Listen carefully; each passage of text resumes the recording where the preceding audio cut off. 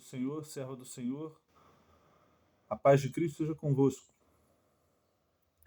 Que o seu amor permaneça em nossas vidas até o nosso último expirar nesta vida. Amém.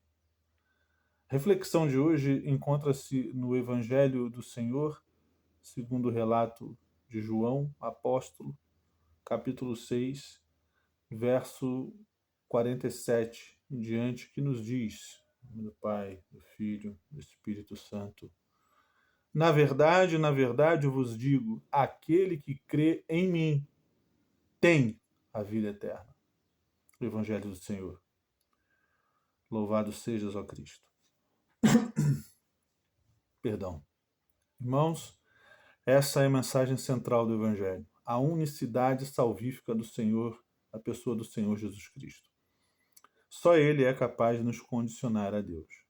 Para os dias de hoje, uma mensagem muito incômoda, porque devido à pluralidade que se tem hoje nos costumes na nossa sociedade, essa mensagem acaba sendo vista como muito ofensiva, exclusivista e, portanto, intolerante.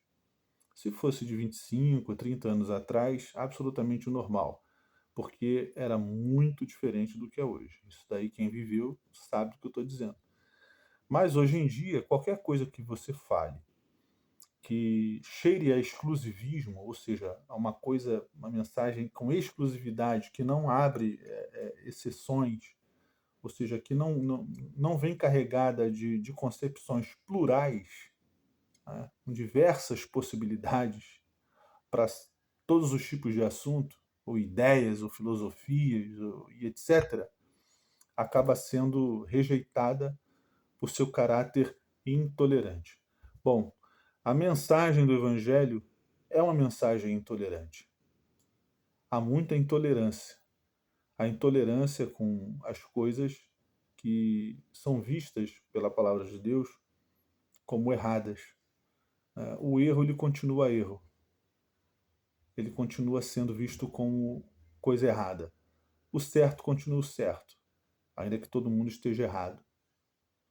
Então, o Evangelho, ele enfatiza o seguinte: a imutabilidade da palavra de Deus, ou seja, ela transcende ao tempo, ela está além do tempo, ela vai além das culturas, ela é atemporal e ela é acultural, e ela é, por causa disso, moldadora dos tempos e moldadora das culturas. A mensagem do Senhor Jesus Cristo, no versículo 47, deixa claro isso. Repetindo, na verdade, na verdade. Essa repetição, na verdade, não é erro de copista. Não é um equívoco literário. Ela tem uma razão de ser. Esse na verdade, trata-se de uma afirmação veemente, característica dos tempos bíblicos. Uma afirmação com 100% de certeza. Na verdade, eu vos digo, aquele que crê em mim tem a vida eterna. O que fica embutido nisso é que se você está em Cristo verdadeiramente, você viverá. Você tem a vida eterna. Se você não está em Cristo, você não tem a vida eterna. Se você não confessa o nome do Senhor Jesus Cristo, você não tem a vida eterna. Então, só em falar essas expressões, essas frases, você já vê que ela já carrega um sentido de exclusividade e, posteriormente, de exclusão também muito grande. Ela é inclusiva por abarcar quem crê. E ela é exclusiva por não abarcar quem não crê. E isso gera problemas hoje em dia. Pessoas são processadas porque a mentalidade hoje é plural. Hoje você é obrigado a pensar de uma maneira plural. É aceitar as coisas de uma maneira plural. Você tem que ser inclusivista. Né? É o que está na moda, é o que está na onda e é o que a legislação do país, a legislação civil, as concepções e os julgamentos penais, judiciais, dão a entender. Se você não for inclusivo, você vai estar em maus lençóis.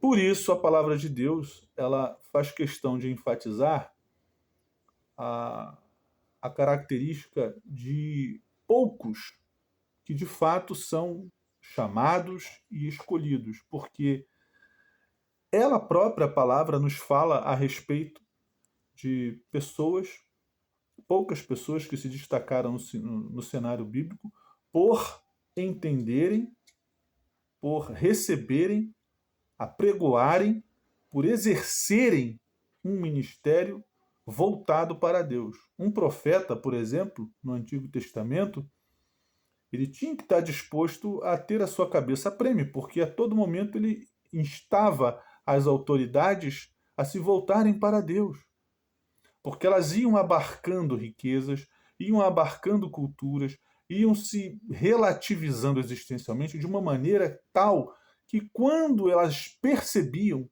elas já estavam totalmente voltadas à idolatria, voltadas a crenças diversas e totalmente desfocados do sentido, da direção correta. Por isso os profetas vinham e chamavam os reis, o povo, à ordem. E muitas das vezes, por causa já da rebeldia do povo, esses profetas, além de não serem ouvidos, eram martirizados, eram mortos. Isaías, um exemplo, né, de pessoas que, profeta, né, que eu estou me referindo, que tiveram que perder a vida por causa dessa fidelidade à mensagem de Deus. Aqui não é diferente. O Senhor vai afirmar, num outro momento, que os céus e a terra passam, mas as suas palavras não passarão. O que isso significa? Que a palavra de Deus, ela é atemporal, ela transcende ao tempo. Ela não está submissa, ela não está subserviente ao tempo. E ela é acultural, ela não está também debaixo de uma determinação cultural. Ela acaba sendo uma, uma, uma diretriz, uma mola reguladora da própria sociedade. É ela que vai, ou deveria ser, a palavra de Deus, a responsável por dosar, por conduzir, direcionar os próprios costumes e a própria sociedade. Bom, obviamente que vai ter muita gente que vai discordar disso, mas é a verdade, porque foi o próprio Cristo que falou: os céus, a terra passam, mas as minhas palavras não passará. E ele não passarão. E ele diz aqui, não só no versículo 47, que aquele que crer nele tem a vida eterna, como ele vai afirmar no 48, eu sou o pão da vida. Ou seja, ele é a própria vida, ele é o alimento que dá vida. Vossos pais comeram o maná no deserto e morreram. Verso 49. Este é o pão que desce do céu, para que o homem que dele comer não morra. Ele se referindo a ele mesmo. Que outro personagem na história você vê isso? Não tem. Então, eu sou o pão vivo que desceu do céu. Versículo 51. Jesus afirmando sobre ele mesmo. Se algum homem comer desse pão, ele viverá para sempre. E o pão que eu darei é a minha carne, a qual eu darei pela vida do mundo. Observe como o Senhor, ele já numa, numa visão, né, daquilo que a sua morte, a sua ressurreição, o seu sacrifício fosse resultar para a sociedade, para as pessoas que crescem nele. Ele já está dizendo que aquele que dele se alimentar viverá eternamente. Bom, tudo o que fica explícito é isso. E tudo o que está como consequência implícita dessa declaração explícita é que aqueles que não estiverem em Cristo, infelizmente, não poderão viver para sempre com Ele. Então, olha a discussão que ele causou. No versículo 52, os judeus discutiram entre si, dizendo: como poderia nos dar este homem a sua carne para comer? Então a gente vai ver que na celebração da ceia do Senhor, quando ele, como primeiro celebrante e também como celebrado, inaugura com a verdadeira interpretação do que aquilo representa, ele se dá a nós todo momento em que nós, pela fé, experimentamos dele através do pão e do vinho. Para quem acha que ceia do Senhor é uma cerimônia sem sentido, já estamos aí dizendo que é uma coisa muito mais séria e preciosa do que possamos imaginar. É para que esse sacrifício não morra, para que essa lembrança não morra e para que a sua presença espiritual em nossos corações também não morra. E por isso nós assim participamos, porque acreditamos pela fé que essas palavras que ele disse se concretizam em nossa vida. O que nós então concluímos de uma maneira bastante sucinta desse texto. O Senhor Jesus Cristo é o caminho, a verdade e a vida. E que ninguém irá ao Pai a não ser por ele. E Deus amou o mundo de tal maneira que deu o seu Filho único, para que todo que nele crê não pereça, não morra, mas tenha vida eterna. A verdade é Cristo. Ele é a verdade. E qualquer filosofia, qualquer estilo de vida, qualquer tipo de coisa que façamos sem ele será em vão. Não vai adiantar nós abraçarmos uma ideia, não vai adiantar nós abraçarmos uma outra religião. Não será possível estar vivendo para sempre fora dos caminhos do Senhor e fora da pessoa do Senhor Jesus Cristo.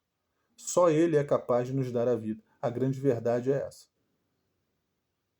Isso independe do que eu acho ou do que outro acha. Isso é aquilo que o Cristo de Deus afirma sobre Ele mesmo nos Evangelhos.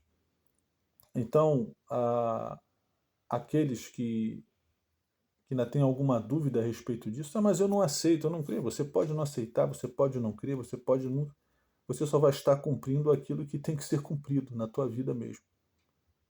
Tá? Então, que o Senhor esclareça melhor ao nosso coração essas verdades tão caras e ao mesmo tempo tão preciosas para aquele que crê no nome do Senhor. Só o Senhor Jesus Cristo salva. Só nele, só no seu nome, santo, vivo e eficaz, há salvação. Que o Senhor nos abençoe nesta manhã. Em nome do Pai, do Filho e do Espírito Santo. Amém.